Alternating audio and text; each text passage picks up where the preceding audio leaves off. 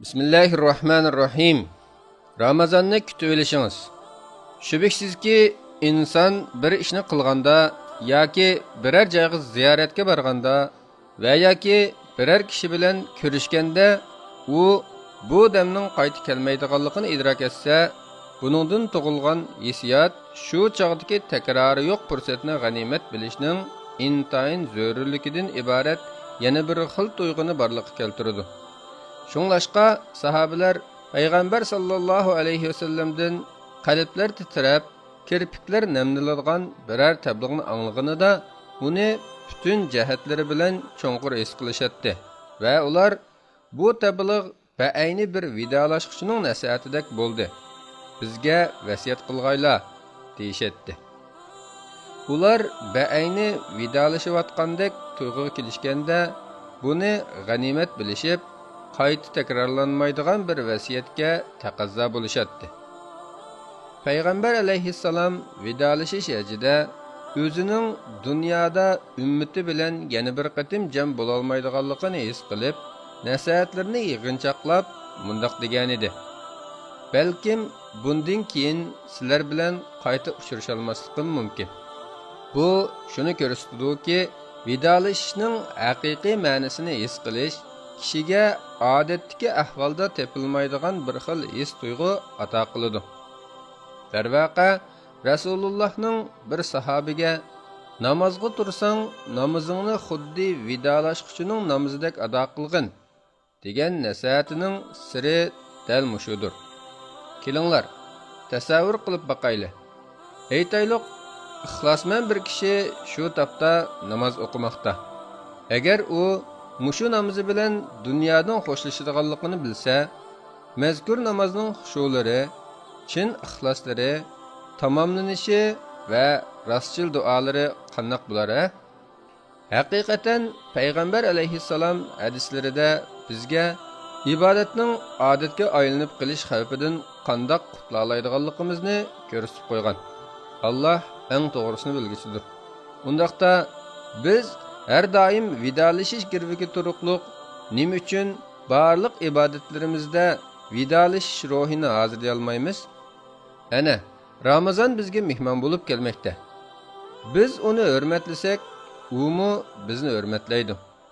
Bizga xilma-xil barakat va yaxshiliklarni sexiylarcha taqdim etadi. U mehmon, shundaqla sohibxon. Balkim bizdan biror kishining uning ziyofatiga qatnashishi oxirgi qitimligi bo'lib qolishi mumkin. Yoki qisqig'ini bu hayotda bu mehmon bizdan boshqa kishilarning mehmondorchiligiga qatnashishi mumkin. Qani amsa mehmonimizni kutib olayli. Uning saxiyligiga yuzlanayli. Ramazonni g'animat bilib, judoliq xo'shlashilik kutib olish, uni xushalxo'ram kutib olishga zid kelmaydi. Payg'ambar alayhissalom ashablariga Ramazan bilan xushbisharat beretdi. Uning har daqiqasidagi barakat va rahmatlariga qiziqtirib shundoq deydi. Ramazan oyi sizlarga yetib keldi. Bu muborak oydir. Alloh sizlarga uning ro'zasini farz qildi. Uningda jannat eshiklari ochiladi, do'zax eshiklari taqiladi. Shaytonlar bog'lanadi. Uningda 1000 oydan yaxshi bo'lgan bir kecha bor. Kimki uning yaxshiligidan mahrum qalsa, haqiqiy mahrum qalgan bo'ladi. Cho'nqur ma'nolarga to'lgan bu so'zlarni qayta o'ylanib baqing.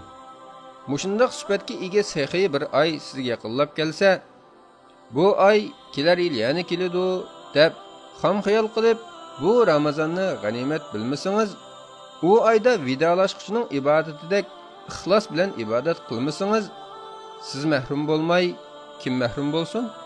O'tgan salaf solihlarimiz bu oyni ishtiyoq bilan kutishatdi. Kunduz ro'zasini va kecha amallarini umid qilib, kun tunlarini toat ibodat bilan o'tkazatdi. Shu jumladan Yahya ibn Abi Kasir rahimahulloh duo qilib: "Ey Alloh, bizni Ramazonga salomat yetkazgin. Ramazonni bizga tinch amon qilib bergin. Amallarimizni qabul bo'lgan holda Ramazonni oxirlashtirgin." degan ekan.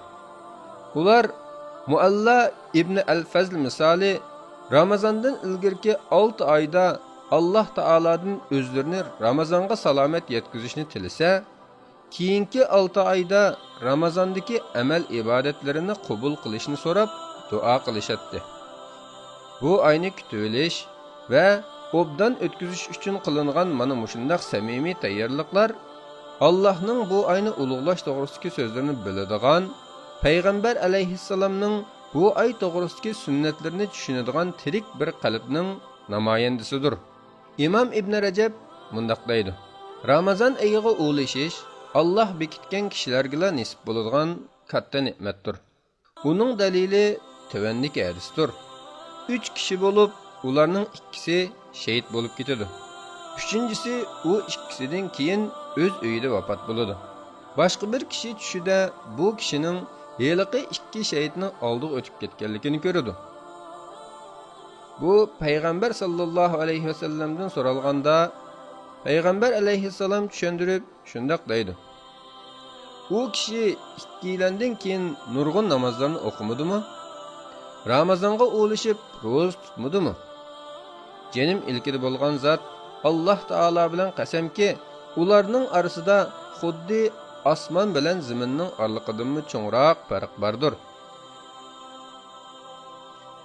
Bandalarning ikinzari Ramazon keldi.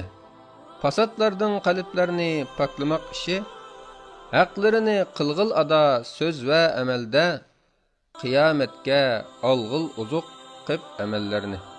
Sug'armasa magar kimki chechib uruqni, ah urg'aydur nadomatdan har usul kuni.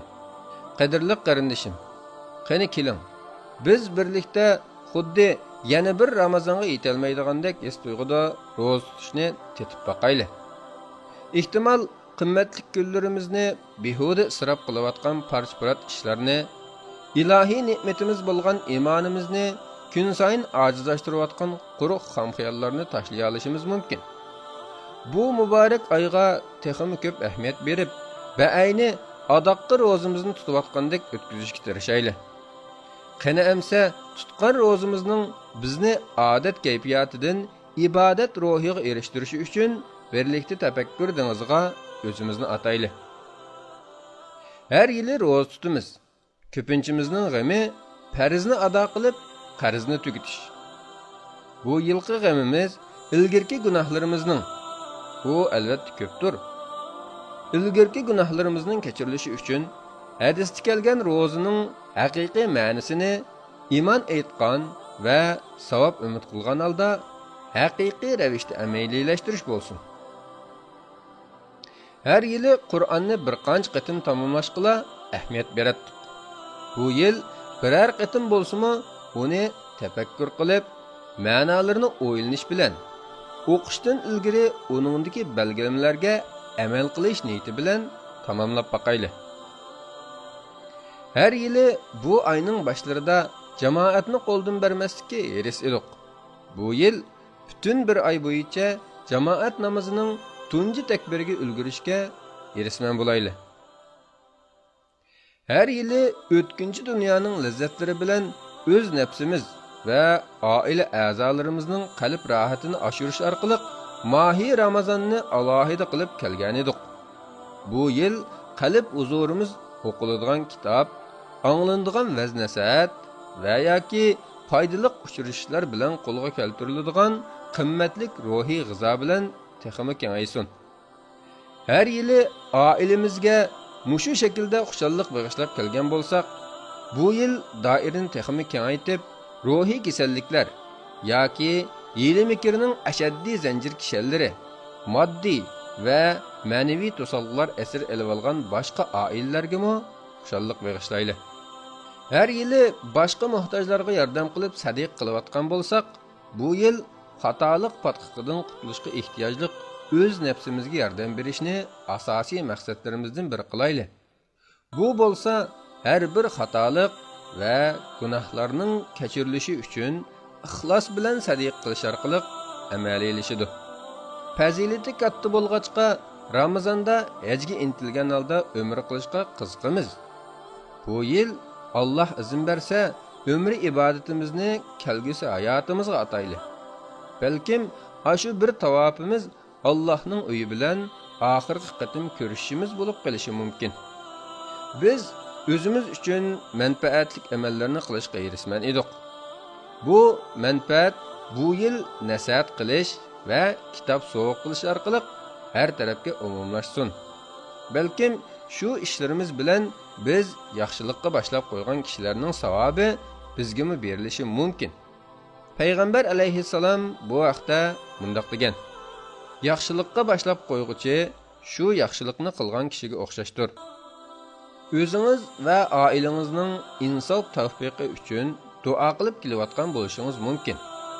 Bu yilqi muborak Ramazon oyida bundaq bexillikni tashlang. Chunki bu yerda sizning shu duoyingizga ehtiyojli millionlagan musulmon va muslima qarindoshlaringiz bor.